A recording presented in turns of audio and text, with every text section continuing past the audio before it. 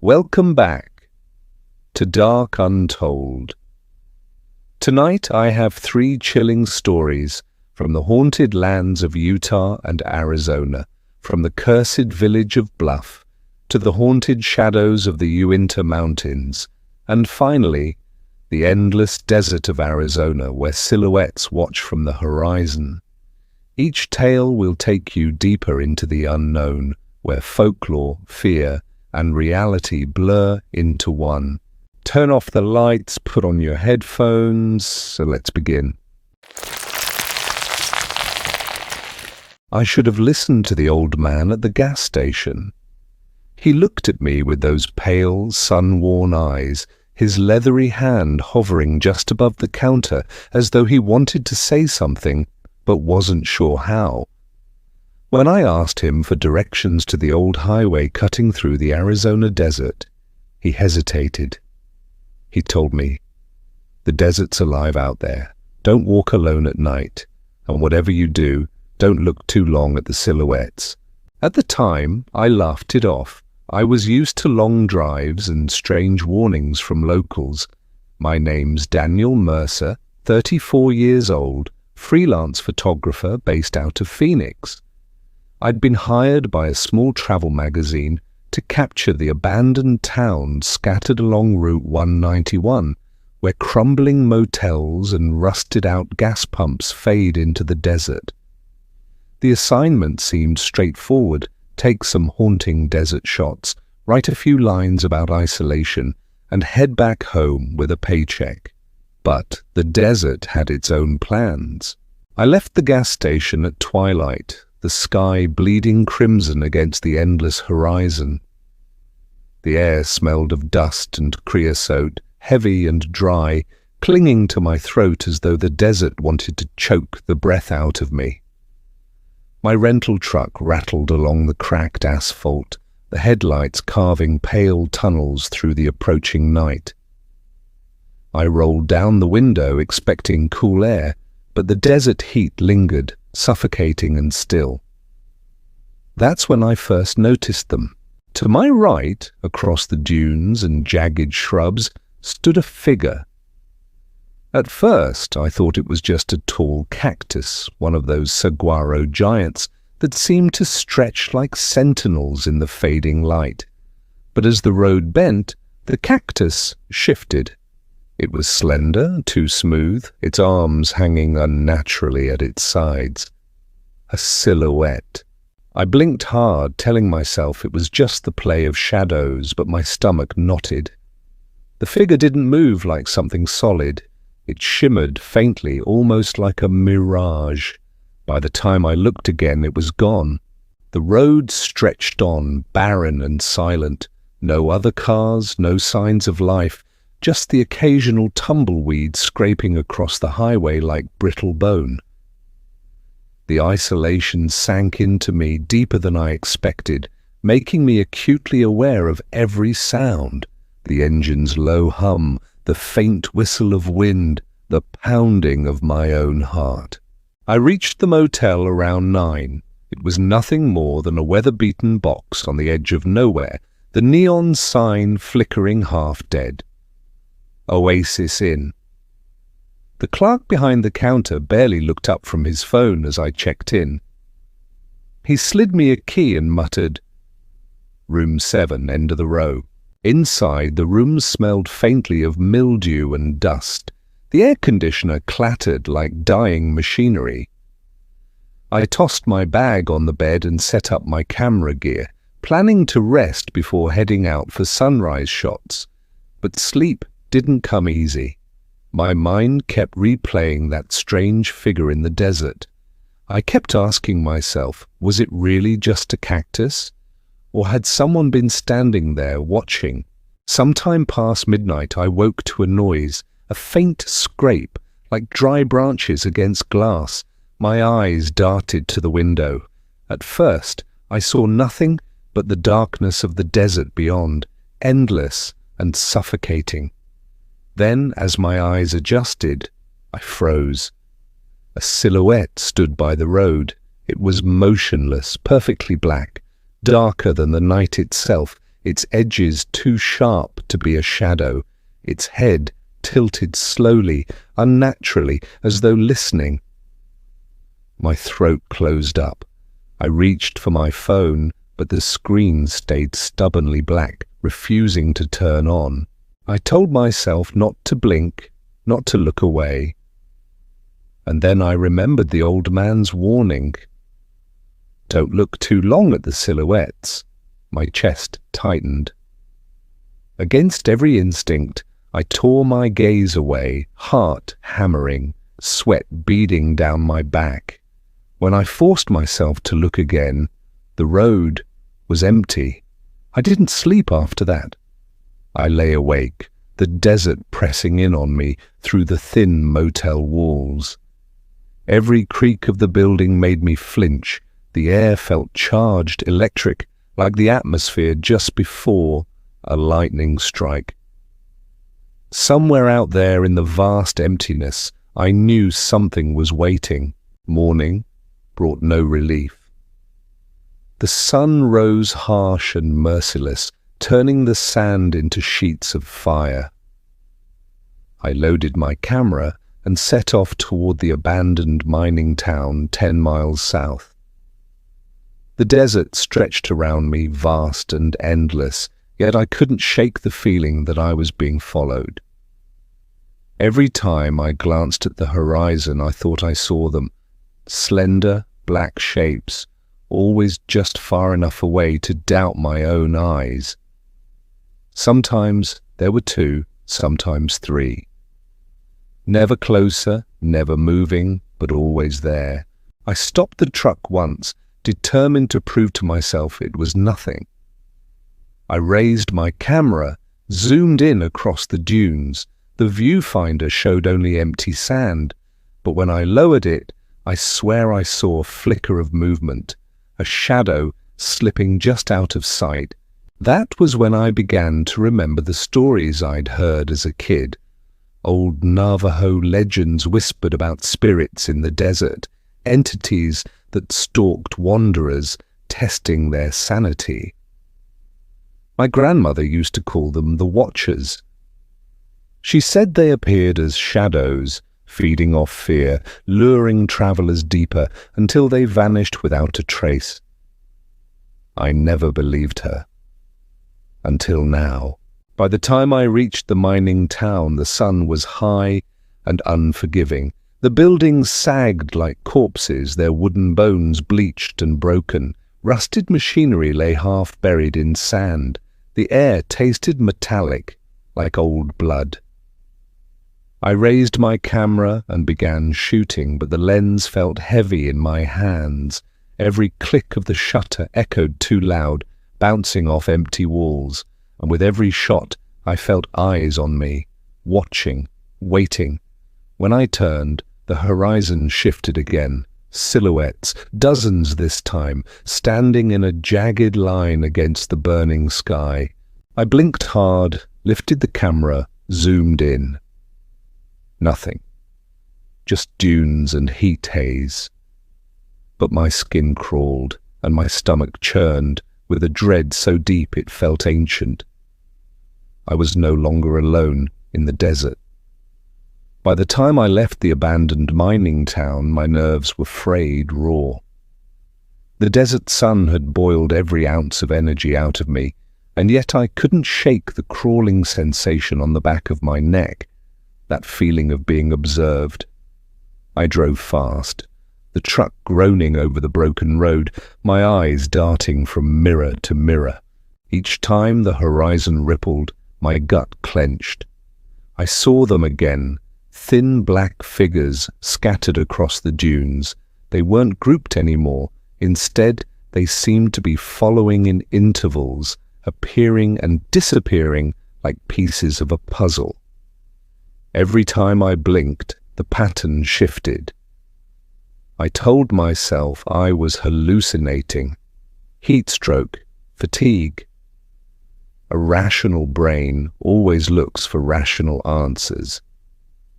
But some part of me, the part that remembered my grandmother's stories, knew better. By late afternoon, I reached the motel. The clerk didn't even glance up this time when I walked in, sweat-soaked and shaken. The room smelled even worse than before, as if the desert heat had baked mildew straight into the walls. I collapsed onto the bed, staring at the water-stained ceiling, and tried to breathe. I must have drifted into a half-sleep, because the next thing I remember was the sound. It was faint at first, like a whisper carried through sand. Then it grew louder, scraping, dragging, as though something was moving just outside my door. My eyes snapped open. The room was steeped in shadow, the air conditioner dead silent. A cold draft slid under the door, unnatural in this blistering desert. I sat up slowly, straining to hear. The sound came again, shuffling, deliberate. Someone or something was pacing back and forth right outside. I moved toward the window, every nerve screaming at me not to look. But curiosity is a predator all its own. I pulled back the curtain just a fraction. My breath caught. The parking lot was empty, bathed in silver moonlight. But across the road, lining the desert edge, were the silhouettes, at least a dozen of them, motionless, blacker than the night sky. They stood in unnatural symmetry, heads tilted slightly, arms hanging at their sides. One of them twitched. I stumbled backward, heart hammering. The sound outside the door grew louder, as though something dragged its limbs across the concrete. I wanted to scream, but fear pinned me silent. Instead, I pressed myself against the far wall, praying that the lock held. Minutes, or maybe hours, passed. The noises eventually stopped. The silence was worse. I sat there in the dark, every muscle tight, waiting for the handle to turn. When dawn finally came, I realized I hadn't slept at all. My eyes burned, my throat dry as sandpaper. I told myself I needed to leave, to drive back to Phoenix and forget the assignment. No photograph was worth this, but when I went to the lobby, the clerk finally looked up at me. His face was pale, eyes sunken, as if he hadn't slept in weeks. "You saw them, didn't you?" he said, voice flat. My stomach turned. What are they?" He shook his head slowly. "Don't ask. Don't speak of them. That's how they find you faster." His hand trembled as he slid a paper bag across the counter. Inside was a small pouch of sage and a bundle of feathers tied with leather. "Carry this. It might help. Might not." I wanted to press him for answers, but something in his expression stopped me. His eyes weren't just tired, they were terrified. He'd seen them too. I left the motel and drove aimlessly, the desert stretching infinite in all directions. Part of me wanted to turn back, to follow the highway north until the landscape gave way to cities and people and noise. But a deeper part, something I couldn't explain, felt pulled further in, as if the desert itself was reeling me closer. By noon, I'd wandered off the main highway and onto a dirt trail. My phone had long since lost service. The land was barren save for a few jagged rocks jutting like broken teeth from the earth. Heat shimmered in waves, blurring the horizon. That's when I saw it. Not just a silhouette this time, but something more solid. A figure standing atop a ridge, arms stretched wide, its body impossibly tall. The sun blazed behind it, but its form didn't waver in the heat haze. I raised my camera, hands trembling, and snapped a photo. For a split second I thought I'd captured proof. But when I checked the screen, the image was nothing but static. White noise. My chest tightened. I lowered the camera, and the ridge was empty. That night, I didn't go back to the motel. Something in my gut told me it wouldn't be safe. Instead, I parked the truck near an outcropping of rocks and tried to convince myself I'd be less exposed. The desert night was colder than I expected, sharp winds rattling the truck as though unseen hands clawed at the metal. I tried to sleep, but the whispers returned, louder this time. They seemed to come from the sand itself, rising and falling like a chant. My skin prickled, goosebumps racing across my arms despite the cold. Through the windshield, I saw them again. The silhouettes were closer now, 5 of them, perfectly still, perfectly silent, standing at the edge of the rocks. My headlights had died hours ago, but somehow I could see their outlines clearly against the dark. I gripped the steering wheel, my breath coming shallow and fast. I remembered the old man's words, "Don't look too long at the silhouettes." But how could I not? Their heads tilted in unison, their limbs elongated, stretching slightly as if pulled by invisible strings.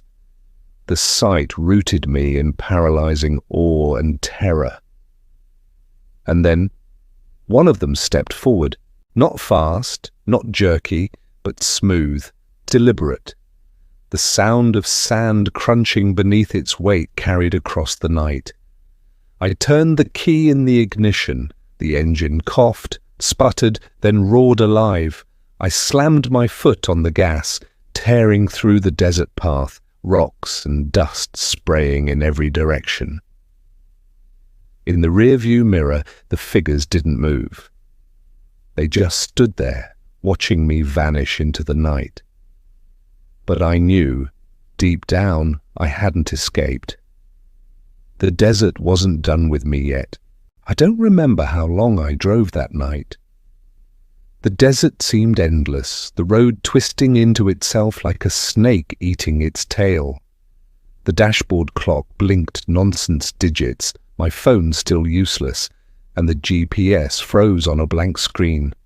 I kept driving anyway, headlights carving desperate tunnels through the dark, until exhaustion forced me to stop. I pulled over near a cluster of dead mesquite trees, their branches clawing the night sky like skeletal fingers. The truck engine ticked softly as it cooled, the silence beyond swallowing everything. I sat there gripping the steering wheel, trembling, listening to the sound of my own breath. That's when I noticed the footprints. In the sand, illuminated faintly by the moonlight, were dozens of elongated prints, too long, too narrow, as if made by something that wasn't entirely human. They circled the truck, weaving in overlapping patterns. My stomach twisted when I realized the tracks were fresh. I locked the doors, though some part of me knew a lock wouldn't matter. Then, against my better judgment, I raised the camera again. I pointed it at the horizon and snapped. The picture appeared instantly, and this time there was something there. Not just silhouettes, but faces, dozens of them pale and blurred, pressed against the edges of the frame, eyes hollow, mouths open in silent screams. My hand shook so badly I almost dropped the camera. When I lowered it, the horizon was empty again. I couldn't breathe. My grandmother's voice echoed in my memory. The watchers are not of this world. They're the desert's memory. The more you see them, the more they see you. I thought of the gas station man, of the motel clerk. They weren't just superstitious, they were survivors. The wind picked up, carrying whispers through the trees. At first, it sounded like nonsense, just air dragging across bark. But then I heard my name. Daniel. The sound came from every direction, low and stretched, like voices echoing through a tunnel. My chest tightened. My rational brain screamed that it was impossible. But fear doesn't care about logic. I fumbled for the keys, ready to drive again, when I caught sight of movement in the side mirror.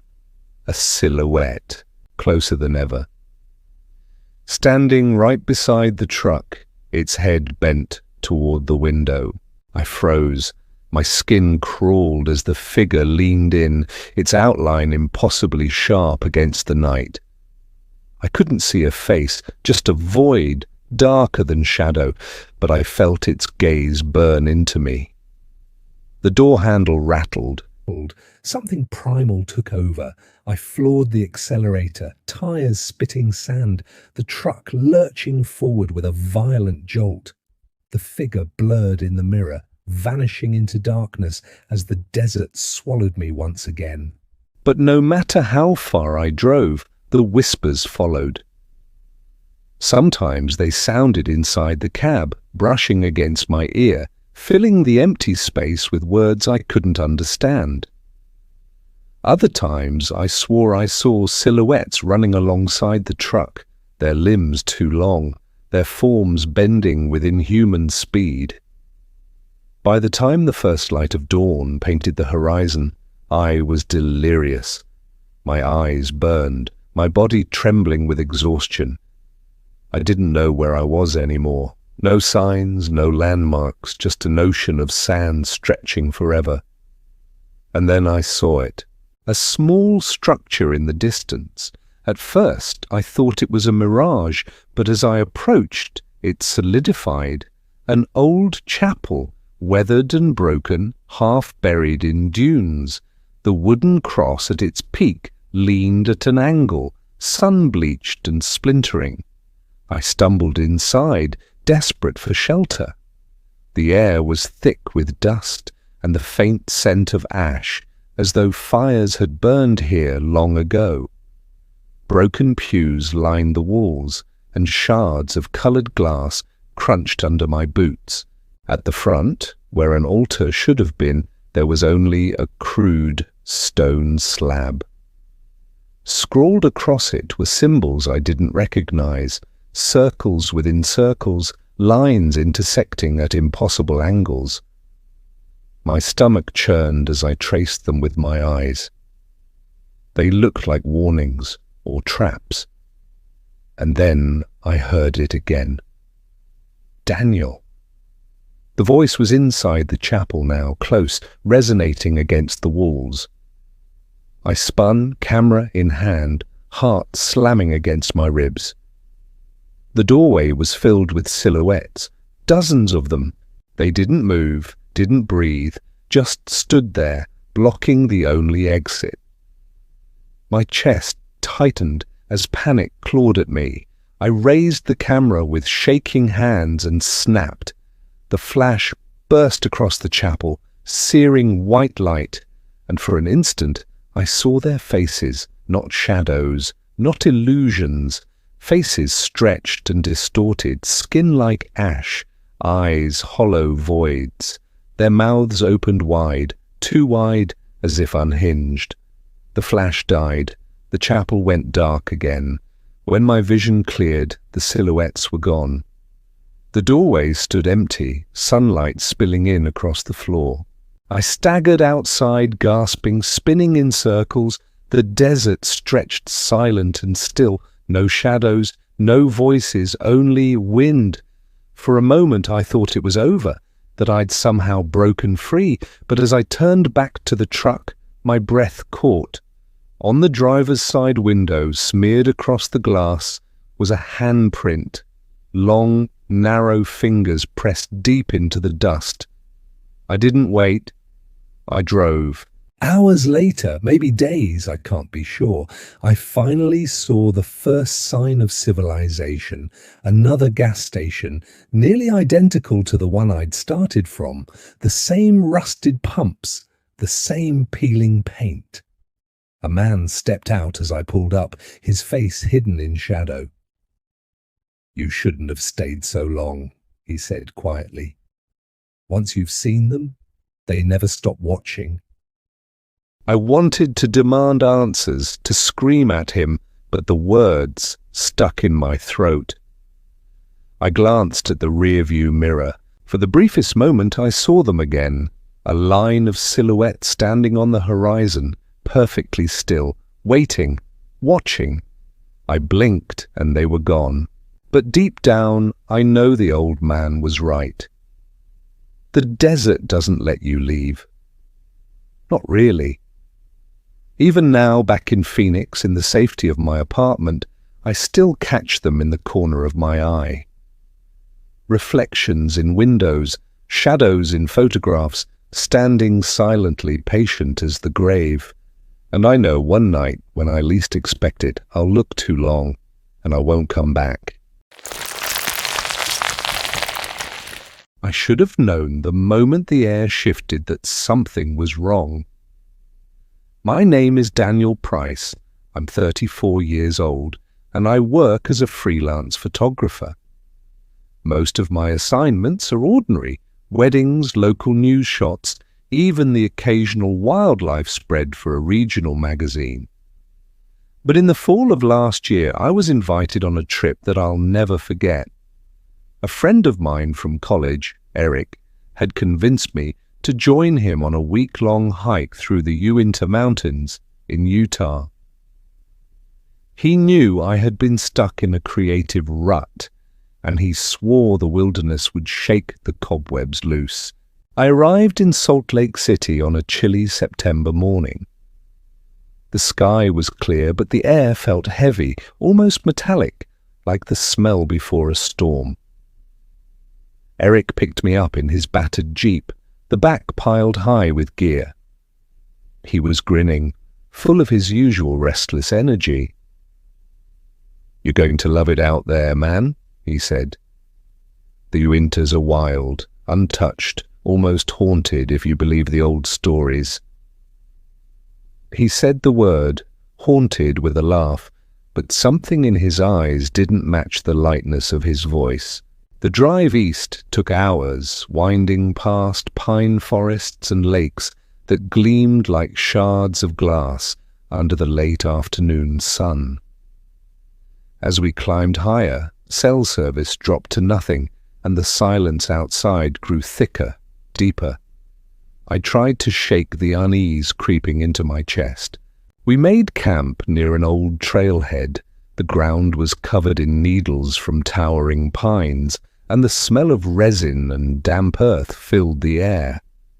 As Eric set up the tent, he told me stories he'd read about the Uintas, rumors of skinwalkers, shadows that moved against the wind, and hikers who went missing, never found again. I chuckled and asked if he really believed that stuff. He shrugged. "Doesn't matter if I believe it. The mountains believe it. That's enough." That night, lying in my sleeping bag, I couldn't shake the feeling of being watched. Every crackle of the fire, every whisper of wind through the trees made my muscles tense. At some point, I drifted into a restless sleep, only to wake hours later to an odd sound, a low hum, almost mechanical, echoing through the forest. It rose and fell like something alive. When I sat up, Eric was already awake, staring into the dark with wide eyes. "You hear it too?" he whispered. The sound faded after a few minutes, leaving only the sigh of the wind. Neither of us spoke of it again before we drifted back to uneasy sleep. But deep down, I knew that was just the beginning. The following morning, the forest felt different. The light filtering through the pines seemed weaker, more muted. Even the birds were quiet. We packed our gear and started along the trail, the dirt path winding deeper into the wilderness. I tried to distract myself by focusing on photography, snapping shots of mossy rocks and the play of light on the branches, but the unease followed me like a shadow.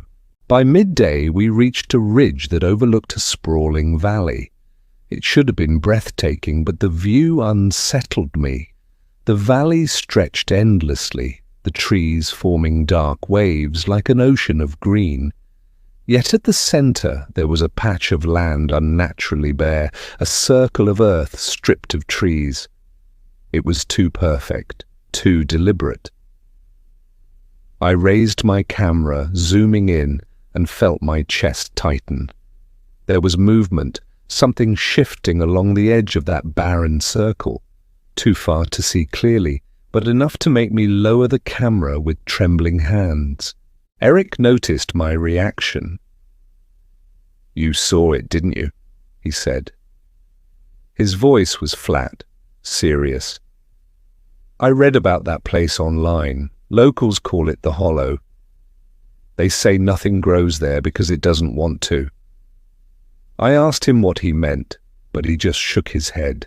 "We don't go down there, we keep moving." That night, camped on the ridge, I woke again to strange noises. Not the hum this time, something closer, heavier. Footsteps. They crunched against the pine needles, circled the tent, then stopped. My heart pounded so hard I thought it might burst through my ribs. Eric's breathing was rigid beside me. Neither of us dared move. After what felt like hours, the steps faded into the distance, leaving us gasping in silence. The next morning, I expected to see tracks outside, but the ground was smooth, undisturbed. That was when the fear truly set in, because whatever had circled us in the night had left no trace. I tried to convince myself it had been an animal, a deer maybe, or a black bear wandering close in the night. But animals leave prints, they don't walk circles around tents and then vanish. The thought gnawed at me as we packed up camp. Eric was quieter than usual, his jaw tight, his eyes darting to the tree line as if expecting to see something step out at any moment. We moved deeper into the Uintas. The trail grew narrower, overgrown, as if nature itself wanted to reclaim it.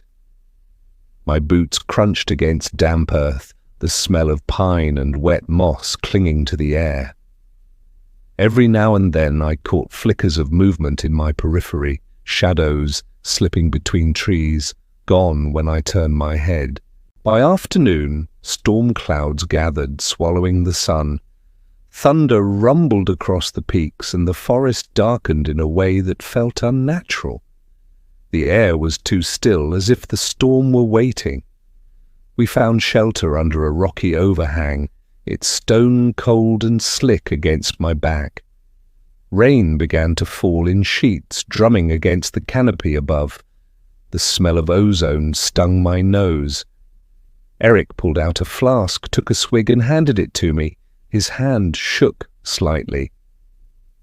"There's something you should know," he muttered.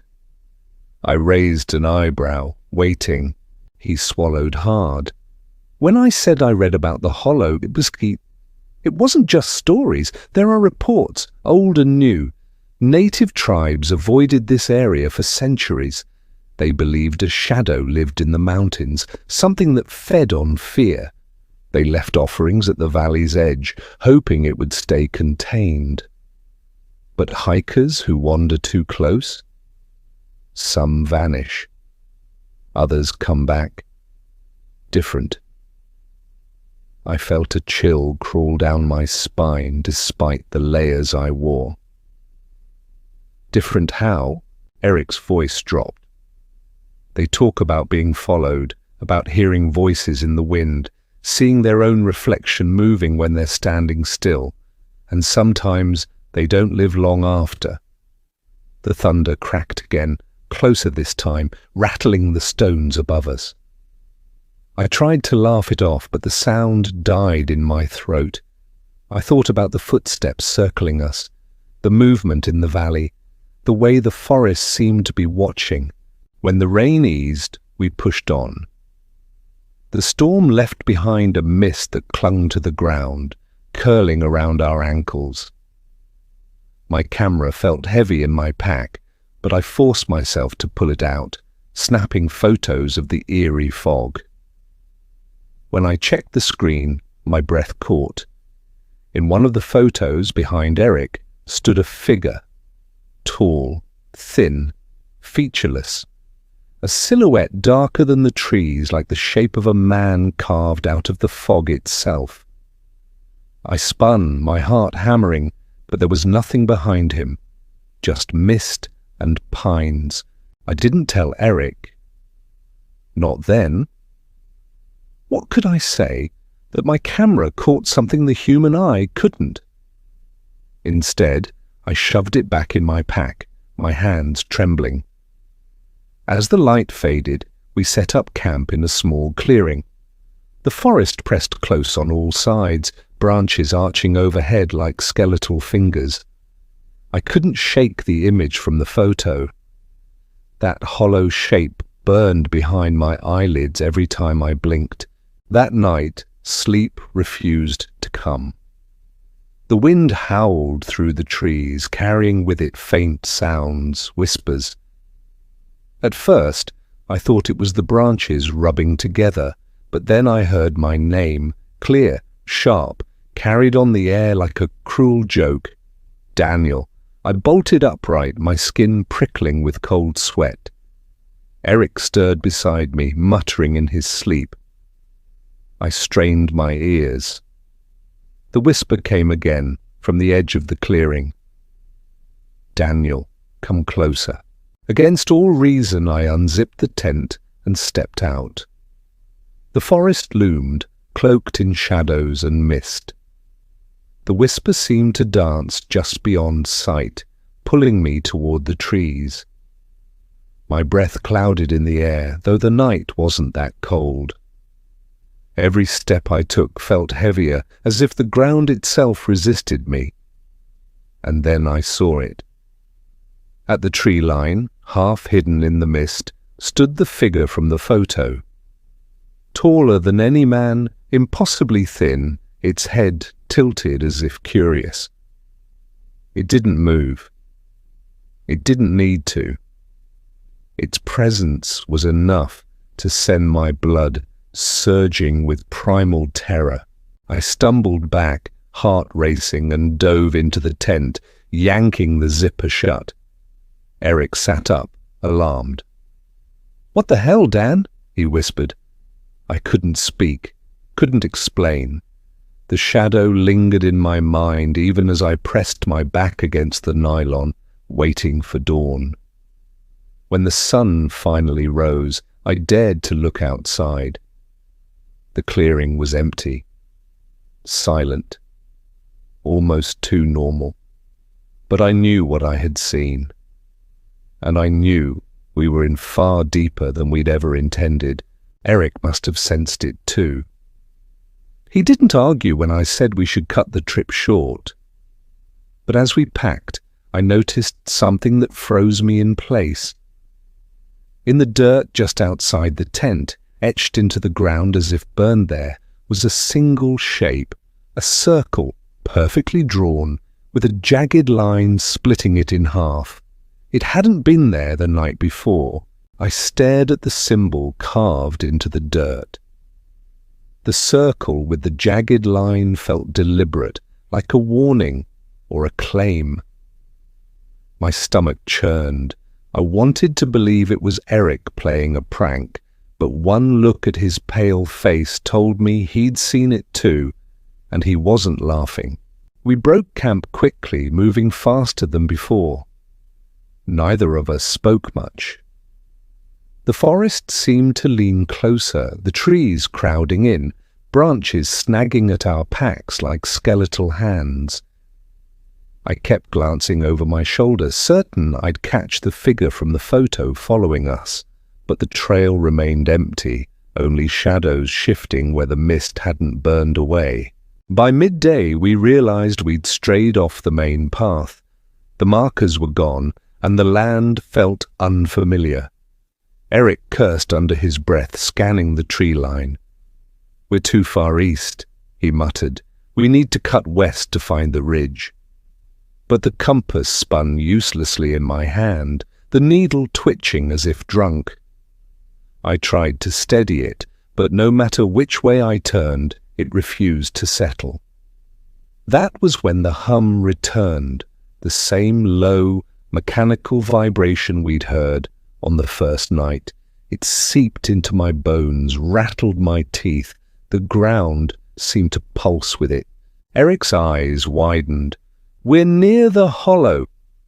I wanted to argue, but the truth pressed in from all sides. The trees thinned, and ahead the valley opened. And there it was, the barren circle I had seen from the ridge days before. The hollow. The land inside was stripped bare, nothing but cracked dirt and scattered stones. No grass, no moss, not even insects dared cross into it. The air smelled sharp, metallic, like rust and ozone. And at the center, a shadow, darker than the rest, seemed to ripple across the ground, though no cloud passed overhead. Eric grabbed my arm. "Don't step inside. Whatever happens, don't." But my legs moved on their own, drawn forward as if a string pulled at my chest. Each step felt heavy, the hum louder with every heartbeat. The silence was suffocating. No birds, no wind, only that endless vibration. As I reached the edge of the hollow, the temperature dropped. My breath fogged the air. I raised my camera with shaking hands, snapping a photo. The lens fogged instantly, but not from the cold. When I wiped it clear, the display nearly made me drop the camera. The screen showed the hollow, yes, but not empty. Figures stood scattered across the circle, dozens of them. Tall, thin shadows, each one facing me. Their edges wavered as if struggling to hold form. And at their center loomed something larger, towering, its head bowed low. I spun to Eric, but he wasn't behind me anymore.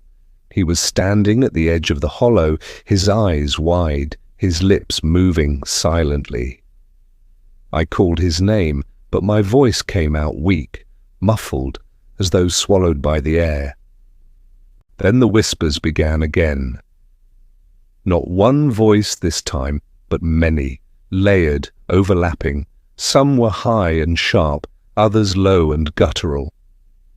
My name threaded through them, over and over. "Daniel! Daniel! Daniel!" I staggered back, but the ground seemed to tilt toward the hollow. My vision swam. The shadows in the circle shifted, gliding closer without moving their legs. The hum grew into a roar inside my skull, like 1,000 engines vibrating in unison. Eric suddenly screamed, his voice cracked, raw, torn from his chest. I looked at him in horror. His body was rigid, his arms stretched toward the hollow as if pulled by invisible hooks. His feet scraped the dirt, dragged an inch at a time toward the barren circle. I lunged, grabbing his jacket, pulling with all my strength, but something stronger had him. His eyes met mine for a brief, agonized second. "Don't let it," he choked, and then his body was yanked from my grasp, hurled into the hollow. The shadows closed around him, swallowing his form until he vanished. The ground trembled, the hum reaching a pitch so high it pierced my skull. I collapsed, clutching my ears, my vision blurring with tears. When I dared look again, the hollow was empty. Eric was gone.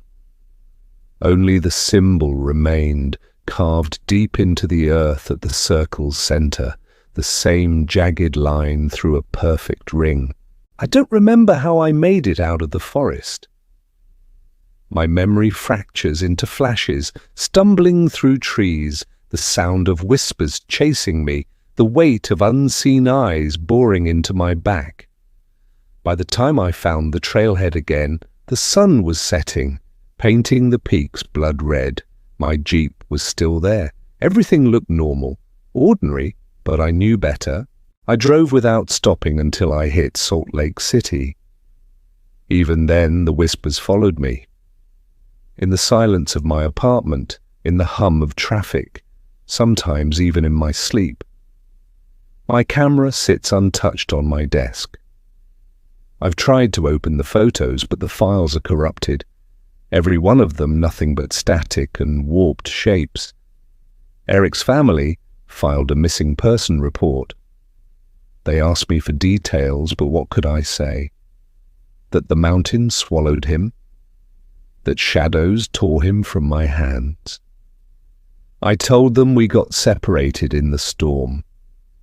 It was a lie, but the truth would only damn me further. It's been months now, and I still wake at night to the sound of footsteps circling my bed. Sometimes, in the corner of the room, I catch the outline of something tall and thin watching. Waiting? I've thought about going back to the Uintas, about finding the hollow again. Part of me believes Eric is still there, trapped. Another part knows I wouldn't survive a second visit. But the whispers don't let me rest. And deep down, I know the shadow doesn't stay confined to the hollow. It follows, it learns. And once it knows your name, it never lets go. I should have never gone back to Bluff. That's the first thought that claws at me when I lie awake at night now, replaying every detail, every shadow that followed me through that desert village. If you've ever driven through the southern edge of Utah, you've seen how the land swallows sound, the red cliffs, the endless sky, the silence that feels heavier than noise. That's where I grew up, Bluff Village. A place so small you could walk from one end to the other in 20 minutes, but no one ever did after sundown. My name's Daniel Carter. I'm 32 now, a freelance surveyor, but back then I was just another kid who couldn't wait to leave. I spent the last decade in Salt Lake City, chasing contracts and pretending Bluff didn't exist. But in June of last year, I got the call no one wants to answer. My mother had passed. The house was still in her name, and the lawyer told me I had to go back, settle her affairs. I thought it would be a quick trip, sign papers, pack boxes, maybe sell the place. But Bluff had other plans for me. People used to whisper about the shadow. I never took it seriously. Every town has its ghost stories, right? But in Bluff, it wasn't told around campfires with laughter. It was spoken like a warning in hushed tones when the sun dipped behind the cliffs. I remembered the rules they drilled into us as kids. Don't walk alone after dark. Don't follow the voices in the wind. And above all, don't look directly into the shadow.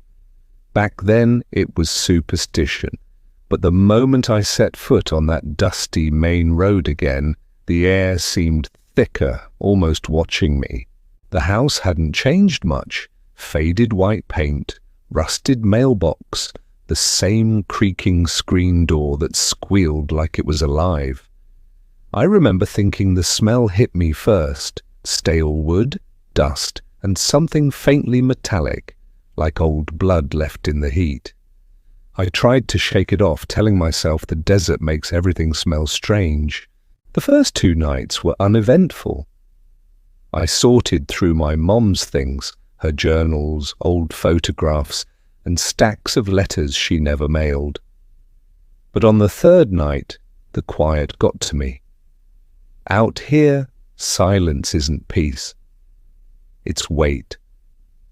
I could hear my own breathing, the scrape of moth wings against the lampshade, and beneath it all, something else, like footsteps pacing outside on the dirt. I told myself it was just a coyote, But when I looked out the window, there was nothing. Just the road, the fence, and the dark shape of the cliffs looming like giant sentinels. Still, I couldn't shake the feeling of being observed. The next morning, I found something on the porch.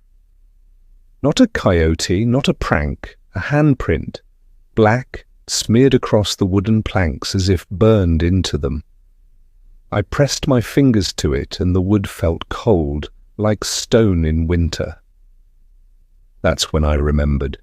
Kids in Bluff used to swear that the shadow left marks on your house before it came inside.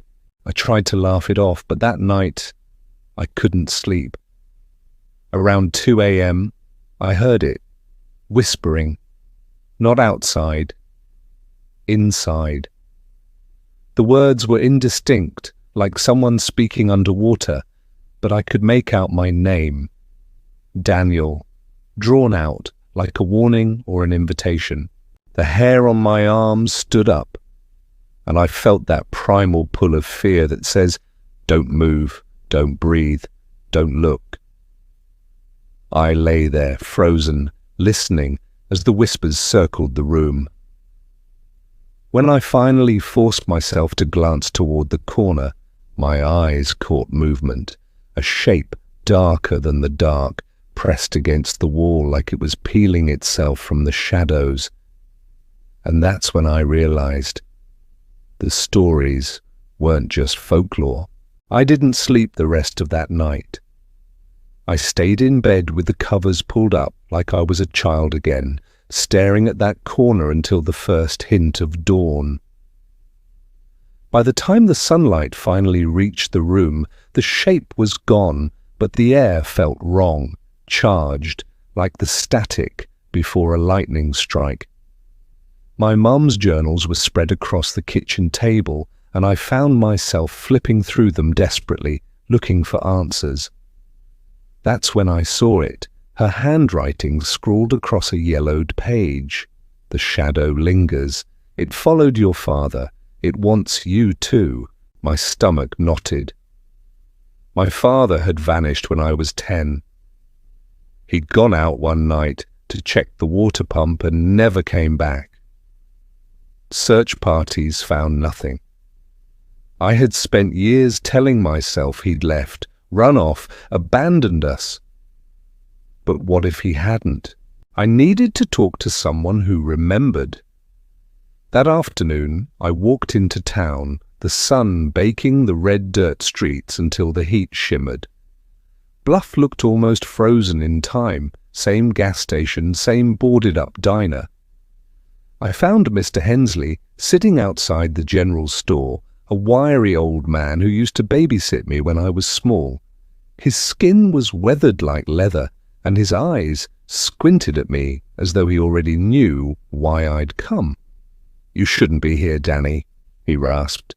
"Your mama tried to keep you away, smart woman, but now it knows you're back." I asked him what he meant, and he just shook his head. "The shadow, it doesn't forget bloodlines." I pressed harder, telling him about the whispers, about the handprint on the porch. His hands trembled as he reached into his pocket and pulled out a small pouch made of deer hide. Inside was a bundle of sage, brittle and dry. "Burn this," he said. "It won't stop it, but it'll slow it down. The shadow feeds on notice. Don't give it your eyes. Don't listen when it calls. And for God's sake, don't follow it into the desert." His words settled heavy on me. Folklore, superstition, that's what I should have believed. But the fear in his voice was too real. When I turned to leave, he caught my wrist with surprising strength. "Your father thought he could outwalk it. Thought the desert would swallow it. But the desert belongs to the shadow." That night, I burned the sage. The sharp, earthy smoke filled the house, and for a while it gave me comfort. But comfort doesn't last. Around midnight, the whispers returned, louder now, like dozens of voices overlapping. my name again and again, rising and falling with the wind. I tried covering my ears, blasting static from an old radio, but nothing drowned it out. Then came the knock, 3 slow raps on the window pane beside my bed. My body froze and the glass shuddered gently as if touched from the outside. Against my better judgment, I turned my head. The shadow was there, not just a shape this time, but almost human.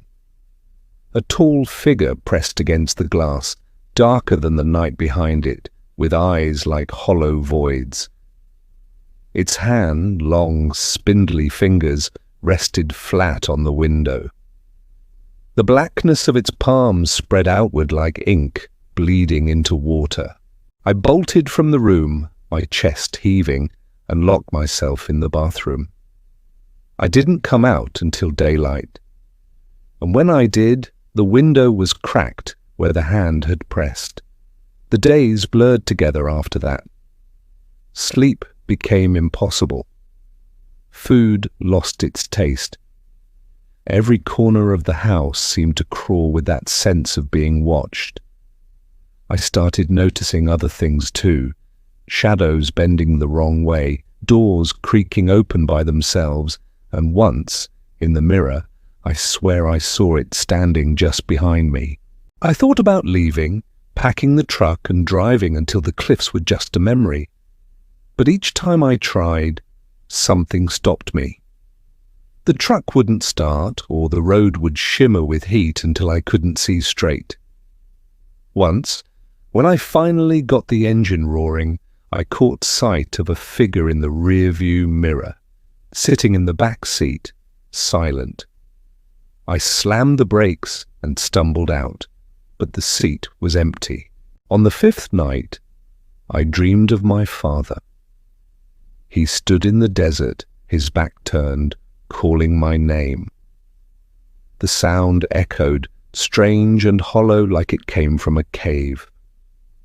When I ran toward him, the sand beneath me turned to black tar, and a shadowy hand reached up, grabbing my ankle, pulling me down. I woke with a scream lodged in my throat and the taste of dust in my mouth, as if I had truly been outside. I couldn't ignore it anymore. I needed answers, not warnings. So I drove to the edge of town where the Navajo reservation began. My mum had once mentioned an elder woman who knew the old stories. After asking around, I found her, Elena Yazzie, bent with age but sharp-eyed, sitting outside a hogan with smoke curling from a fire pit. She listened as I poured out everything, the handprints, the whispers, the figure at the window. When I finished, she nodded slowly, as if none of it surprised her. "The shadow has always lived in these lands," she said softly. "It is older than bluff, older than our people's memory.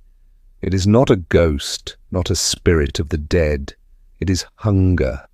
It takes the shape of what you fear most. It calls your blood because blood remembers." I asked her if there was a way to stop it. For the first time, her gaze faltered. "There is no ending the shadow, only surviving it. It will test you. It will offer you what you've lost. Do not believe it. Do not follow." Her words echoed Mr. Hensley's warning, but hearing them from her made it feel final, inevitable. When I returned home that evening, the sun already bleeding orange against the cliffs, the house looked different. Windows dark, door slightly ajar, as though it had been waiting for me. The smell hit me before I stepped inside, stronger this time, unmistakable, metallic, like fresh blood, baking in the sun. Inside, on the living room wall, was another handprint, larger than before, higher, as though it was climbing closer to the ceiling. That night, I didn't burn sage. I didn't run. I sat in the living room, clutching a flashlight and waiting, because deep down I knew running was pointless. The shadow wasn't outside anymore. It was in the house. The night swallowed me whole.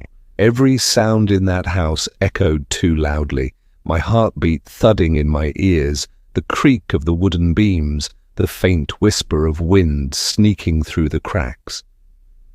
I sat in the living room, flashlight trembling in my hand, waiting for something I couldn't see clearly, but knew was already here. The first sign was the flickering. The bulb above me dimmed until the room was bathed in a sickly glow, then flared, then dimmed again. The air grew colder, so cold my breath curled in front of me like smoke. And then came the whisper. Clearer this time, closer, as if the words were formed just behind my ear. Daniel. I spun around, beam of light cutting through the dark, but nothing was there. The voice shifted, moving across the room, circling me. My chest tightened. It wasn't just calling my name now. It was speaking in broken phrases like fragments of memory. Don't leave me! Help me! I'm here, son, my father's voice. I dropped the flashlight. My hands shook uncontrollably. Every nerve screamed at me that it wasn't real, that it couldn't be him. But the ache in my chest, the desperate hope, was stronger than reason. The shadows on the wall deepened, stretching unnaturally, bending as though the light itself was being consumed. From that blackness, a figure began to peel forward. Tall, angular, shifting with the rhythm of a flame, but solid enough to cast its own darkness. And then the face. What it wanted me to think was a face, my father's. His eyes hollow, his smile wrong, too wide. He lifted a hand and the skin of it bled seamlessly into the shadow behind him.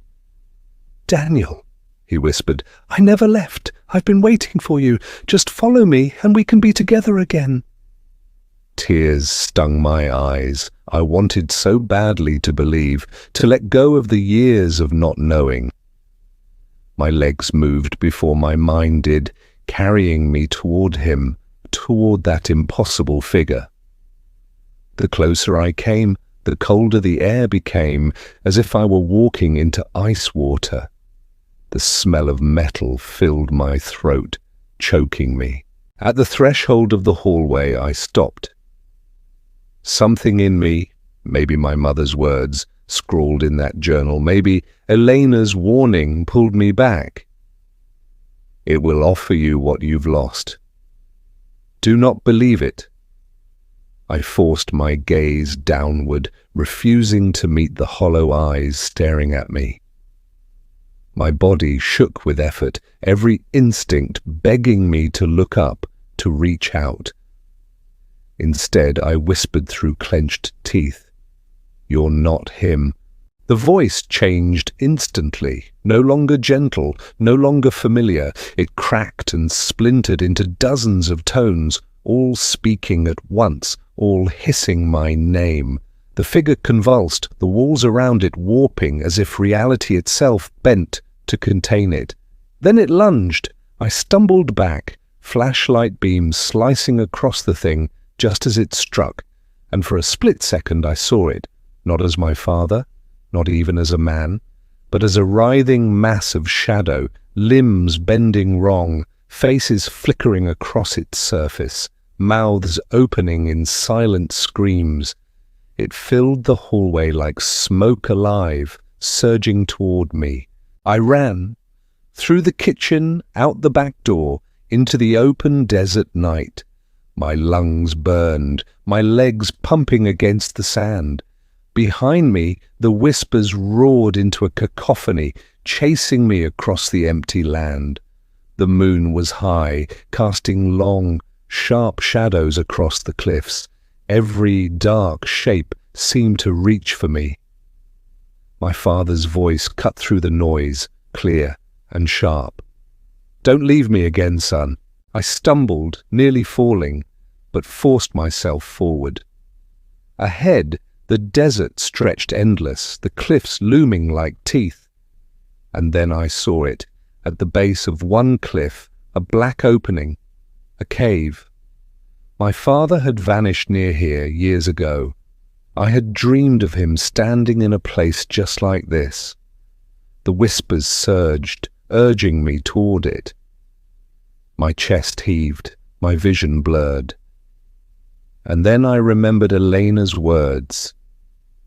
The desert belongs to the shadow. If I went inside, I knew I'd never come out, so I stopped. Right there in the sand, heart hammering, I closed my eyes and forced myself not to move. The whispers clawed at me, pulling, promising, threatening. The air pressed in so thick it felt like drowning. And then silence. When I opened my eyes, the cave mouth was empty.